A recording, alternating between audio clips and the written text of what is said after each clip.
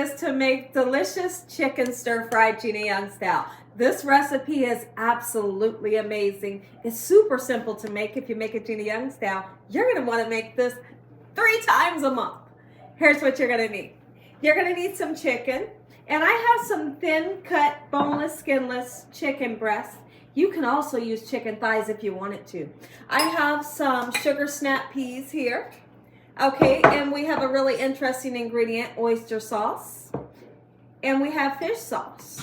We also have some low sodium soy sauce. We're going to be using some sugar, black pepper, and garlic powder, and I have some beautiful vegetables. We got a nice sweet Vidalia onion, tricolor bell peppers, and some tomato. I also have some cornstarch because we're going to make an amazing gravy, and you're going to need some broth. You can use chicken broth or whatever kind of broth. In my pan, I have a little bit of cooking oil. Make sure your hands are impeccably clean. Let's get started with this delicious chicken stir-fry Gina Young style. I'm more excited for this recipe today. I hope y'all are having a great day, and if you're not, hopefully I can brighten up your day with this recipe. When is the last time you had some good stir-fry? Stir-fry that tastes good. Right? This right here, oh my goodness. What I love about it is the meat is so succulent. It's so tender. The recipe is super flavorful, and the gravy, chef's kiss. So what we're going to do first, let's move these out of the way. And we're going to get started slicing our meat down, and then I'm going to show you how to velvet the meat. Velvet the meat is a term when you want to make the meat nice and tender. Okay, and so what we're going to do to tenderize our meat is we're going to use a pinch or 2 of sugar.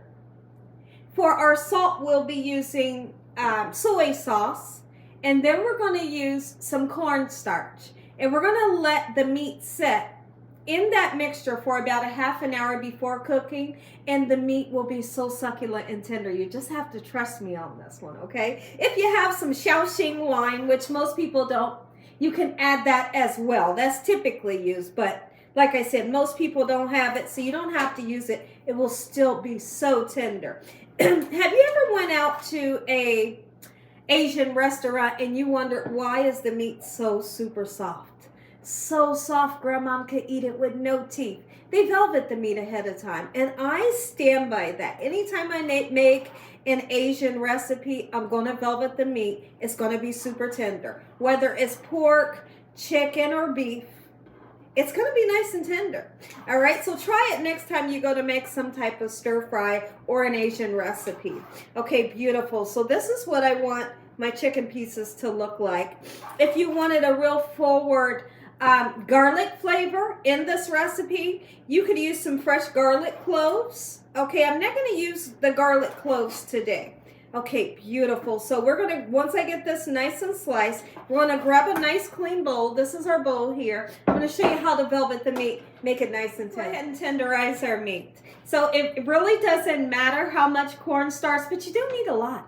At the most, 1.5 tablespoons, okay? All depending on how much meat you're going to use. This much right here, plenty enough for those 4 pieces of, chicken breast that I'm using. A little bit of sugar, not enough to make it sweet, and it's not going to make it sweet, so you don't have to worry about that, okay? You don't have to worry, all right? And then the soy sauce kind of is like the yin to the yang of the sugar, and it will balance that sugar out, okay? Because it does have some salt in it. So now what we're going to do, let's go ahead and give it a nice mix. Just like this, I'm going to let it set for half an hour before even cooking. After I cut my chicken, I'm always sure to sanitize my cutting board or switch over to another cutting board. That way you can cut down on bacteria, because as we do know, your raw meats have bacteria on them, and you don't want to put other ingredients on here and transfer bacteria. So I got a nice hot pan. A half an hour has went by, and we're going to go ahead and get our chicken into the pan. I hope you're having a good day today. I really do. And if you're not, hopefully this video can brighten your day up. All right, beautiful. Oh, it smells so mighty delicious. All right, and I'm going to cook this until it's well done. Let's get to chopping some veggies. You're deciding up on the vegetables that you want to put into a stir fry. Think about what vegetables your family members love. Somebody might love broccoli in their recipe. Somebody might want mushrooms. So think about what items you want to put into your recipe. So today I happen to have some bell peppers. I love cooked tomatoes. We have a nice sweet Vidalia onion and our sugar snap peas. Perfect. Okay, so what we're going to do with our bell peppers is we're going to do a rough chop on them. You could also slice them if you wanted to, but this is what I like to do. Let me show you. Just like this, pieces just like this. And you're always going to make sure that you don't chop your pieces up too fine. You've never seen a stir fry and the pieces are chopped up super small, right? So we're going to get these nice and chopped up. Oh, that bell pepper smells beautiful. And then we're going to cut up some of the yellow. Same thing. A little bit of that green bell pepper as well. And now when we cook our tomato, the tomato will not be cooked in with the other ingredients, because if we put our tomato in too early, they'll turn into mush. So what I like to always tell everybody is, if you're going to cook a fresh tomato, you put it in as an afterthought. Right before you get ready to turn the dish off, that's when you can add your tomato and it'll cook up just perfectly and it'll have a really lovely taste versus turning into mush because you put it in too early, right? Absolutely. So now that we have, let's go ahead and address this green bell pepper. Now that we have our peppers cut, we can go ahead and get started chopping up our onion and our tomato. The tomato will be chopped up a little bit different. But I'm going to chop the onion up the same way. Okay, quick and simple. There's nothing hard about this recipe, and after you see today's video, you're going to say, I think I need to get in that kitchen and make that quick and simple chicken stir-fry Gina Young style. I bet you. Our onions nice and cut, and I'm still not crying, so we're moving in the right direction. All right, let's take a peek in at this lovely chicken. Oh my. Okay, it's looking good. Because we put sugar in our marinade, of course, it's going to give us like a nice charred texture to your chicken. That's what I'm always looking for. It makes it taste better. Just trust me on this one. So let's go ahead and get started on our tomatoes. All right. Here's how I like to kind of in quarters, so to speak. I'll chop that down a little bit more. There we go. Oh my goodness. Anytime I get a chance, and I tell you guys this all the time, anytime I get a chance to put a fresh tomato in with some type of gravy, I love it. And this is the perfect opportunity. How many of you love a sugar snap pea? Sugar snap peas are everything, and I'm so grateful and thankful that my husband was able to find them in the store. He told me today, he said, you always send me on a goose hunt. He said, how do I know what sugar snap pop peas are? I said, but you found them and you did a good job. And I sent him like a sugar snap pea emoji. He said that helped. So he was able to find some really nice fresh ones. And I made sure on my honey-do list that I had for him that I said, get it in a bag from the produce section. Right there. Look at that right there. All that color and flavor. And that's what I want yours to look like. I don't want it to look just white. If it's just white, you did something wrong. We're going to go ahead and get our chicken right out of the pan. Any of the lovely remnants that's in the bottom of the pan, leave it in there. That's all going to be great flavor in your gravy.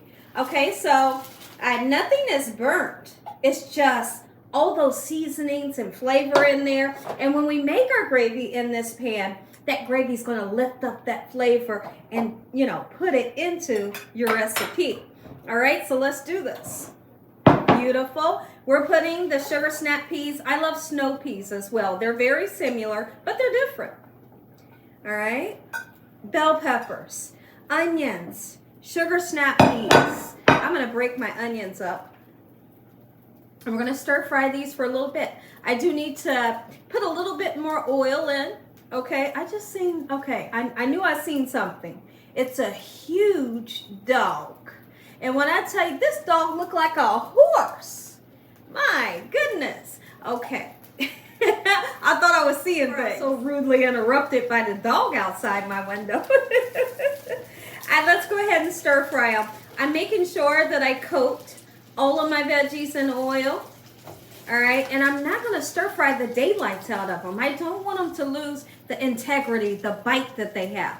I don't want them to turn limp and lose their color. So I'm going to make sure that I cook them up on like a medium-high heat, and I'll let you know exactly how long it took me to cook these vegetables before I decide to make my gravy or put my gravy in. Oh yes, it smells so good in here. Let me show you how easy it is to make this gravy. We're going to take around about 2, maybe 2.5 cups of our broth. It doesn't matter what kind of broth. Even if you're making chicken, you can use vegetable broth. You can use beef broth, really whatever you have around the house, okay? So I'm using chicken, I think. We're going to put that in.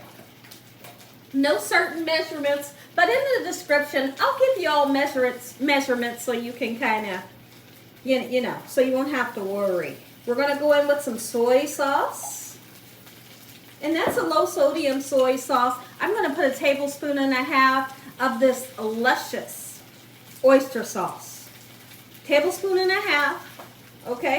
I'm going to put some fish sauce. If you have a seafood or shellfish allergy, you can't use the fish sauce and the oyster sauce. Just leave it out. Okay, it'll be that simple. Okay? Fish sauce is the boss. Some people can't wrap their brain around what fish sauce tastes like, and does it taste fishy. It is a umami taste. It's the best taste ever, and I'm not kidding. Especially when you're making an Asian recipe. Listen to me. It's so good. All right, so I'm going to go in with some garlic powder. Really interesting ingredient. Okay? We're going to put some black pepper. Not too much. I got the larger side open, so I'm going to be very careful. There we go. And then we're going to put some sugar. You have to put sugar in to balance out all of the saltiness, okay? I'm not putting enough to make this sweet. I'm putting enough to make it taste good, okay? Give it a nice whisk. This right here is going to be your gravy. And we're going to use a cornstarch slurry to thicken it up, and so it can coat all of our vegetables and our meat. How easy was that? I'll show you the vegetables. We've been cooking them for about 7 minutes. Okay, so what we're going to do, because they're not as tender as I'm looking for them to be, I'm going to cook them for 10 minutes, and then we'll add in our liquid that we just made. Now it's the perfect time to go ahead and put our mixture in here. We have not put the cornstarch in yet. Okay, I'll tell you the perfect time to put yours in. When I give it a nice stir, just to make sure the sugar granules and everything is well mixed in, I made the perfect amount of gravy. I do not like to have a recipe that doesn't have enough gravy and you have to struggle to find gravy. I want the gravy to be forward. You're not going to have to search for it, right? So what we're going to do is we're going to let, because the sugar snap peas can take kind of a longer bit time than the other veggies. So what we're going to do, we're going to let this simmer for about 3 to 4 minutes, and then after that, we're going to be adding our meat back in. Of course, our tomatoes go in at the last minute, but for right now, we have 2 tablespoons of cornstarch. I always use 2 tablespoons, just a house tablespoon. A little bit of cold water. And we want to really mix together those two, making sure that there's no dried cornstarch. This right here is what's going to thicken it all. All right, and in the beginning, your sauce may get a little bit lighter, but don't worry about that, because it'll turn back to regular color once your cornstarch begins to cook up, okay? So now we're going to give this 4 minutes, up to 4 minutes. Let's just say that. Go ahead. It's been about 4 minutes, and now I have the perfect texture that I want the snap peas to be. They're perfect. Okay, we're going to go ahead and let's add our chicken back in that tastes so delicious. I keep letting everybody taste the chicken like this. And I can't stop eating it, so I better hurry up with this recipe. In the meantime, I'm watching the Jimmy Carter funeral, and it's so interesting. My goodness, it's super interesting to watch and to hear and learn the different things about him. All right, so now that we have that in, let's bring our chicken back up to temperature. After that happens, we're putting our cornstarch slurry in. And remember, our tomatoes go in for the last minute. When you make this recipe, Gina Young style, you're going to want to make it often because it tastes so good. That's the perfect time to go ahead and put our cornstarch slurry in. And when you put that in, you always want to keep stirring, just as if you were, making a regular pan gravy.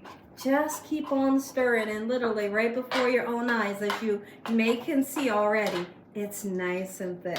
Let's let this cook for about 2 minutes, and then we'll put our tomatoes in, and dinner is served. Take a look at that. Look at the perfect gravy consistency. Not too thick, but perfect. I'm going in with the tomatoes. If there's somebody that doesn't like cooked tomatoes, just close your eyes for now. That's all I can tell you. All right, look it, took it. Make you some. If you enjoyed this video, give me a thumbs up. If you ain't subscribed, make sure you subscribe. Tell your family and friends. Tell everyone you know what Gina Young's doing in this kitchen on a daily basis. Heavenly Father, on today, we thank you for providing a meal, for loving in your hedge of protection. We thank you that no weapons formed against us shall prosper. We bind the devil away from us in Jesus Christ's name. Let the devil know he stands no chance. In the sweet name of Jesus, we pray. Amen. And once again, to my beautiful prayer, take a bite. It's hot. It's hot. Super hot. All right, first thing I want to do, I want to taste the sauce. This sauce should be the boss. And it is. And it is. I'm going in for the chicken.